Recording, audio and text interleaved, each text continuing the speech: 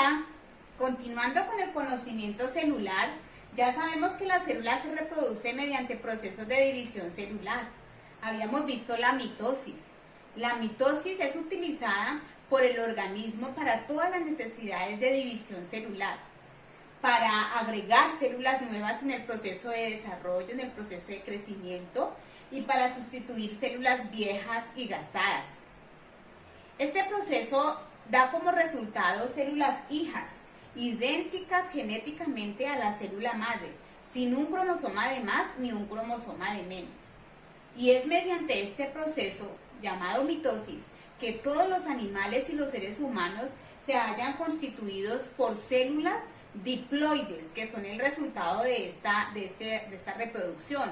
Células 2N, es decir, con el número completo de cromosomas, también llamadas células somáticas. Pero las células también se reproducen mediante otro proceso de división celular que es la meiosis. La meiosis se caracteriza por dar como resultados células hijas genéticamente diferentes a la célula madre. El resultado de este proceso de división celular son los gametos, también llamados células sexuales.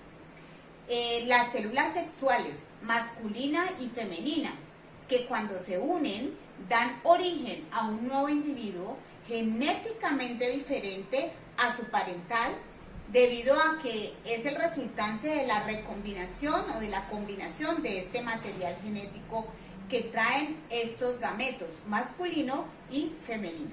La división celular ocurre 2 veces durante el proceso de la meiosis.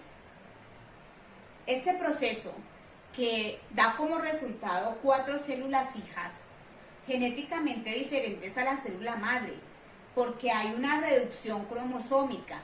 Se producen gametos, células sexuales, con la mitad de cromosomas de la especie.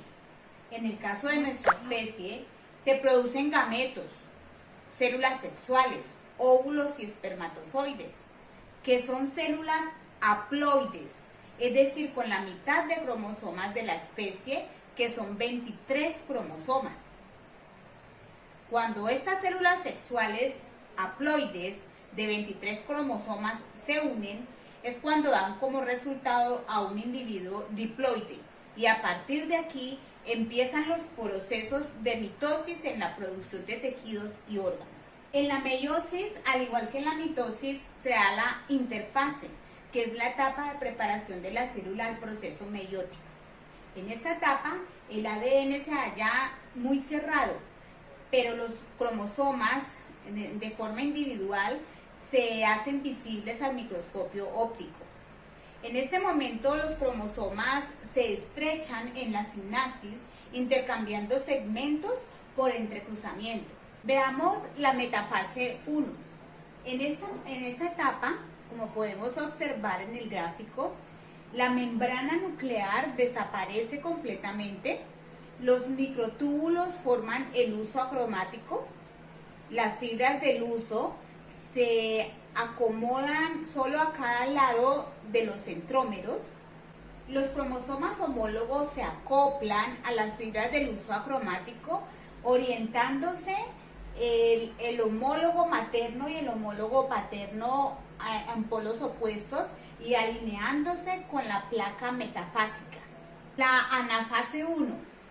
Mientras que en la mitosis se separan las cromátidas hermanas para dirigirse a polos opuestos, aquí en la anafase 1 de la meiosis se separan los cromosomas homólogos y se dirigen a polos opuestos. Los microtúbulos se acortan, dirigiendo cada par homólogo de cromosomas a polos opuestos. Es decir, cada polo quedará con un juego completo de cromosomas haploides. En la telofase 1 se recompone la membrana nuclear alrededor de cada núcleo hijo. Cada núcleo hijo presenta 2 cromátidas hermanas de cada cromosoma acoplados a un centrómero común. Debido al entrecruzamiento entre estas cromátidas, ellas no son idénticas, donde ocurre la citocinesis o separación de la membrana celular, originándose entonces 2 nuevas células, las cuales van a entrar a una nueva división celular.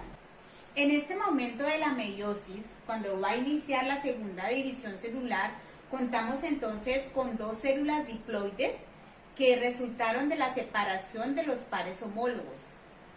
Esta segunda división celular, salvo por algunas diferencias, es muy similar a lo que acontece en una mitosis. Veamos la profase 2. En la profase 2 la envoltura nuclear desaparece y se forma un nuevo uso acromático. En la metafase 2 las fibras del uso acromático se unen a los centrómeros de los cromosomas. En la anafase 2 las fibras del uso acromático se contraen, dividiéndose las cromátidas hermanas y dirigiéndose hacia polos opuestos. Telofase 2. Se recompone la membrana nuclear alrededor de los juegos de cromosomas hijos y sucede además la separación de las dos células hijas. Este proceso tan importante para la vida y para la reproducción sexual de los organismos sucede en las células llamadas germinales. Son células diploides, pero son muy importantes.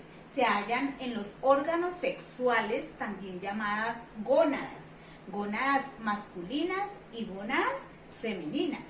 Para el caso de nuestra especie, la gónada femenina será el ovario y la gónada masculina serán los testículos.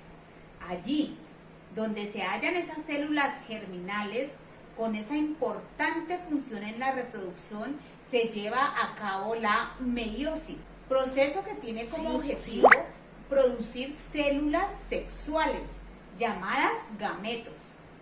Para el caso de nuestra especie, el gameto masculino, los espermatozoides, y el gameto femenino, el óvulo.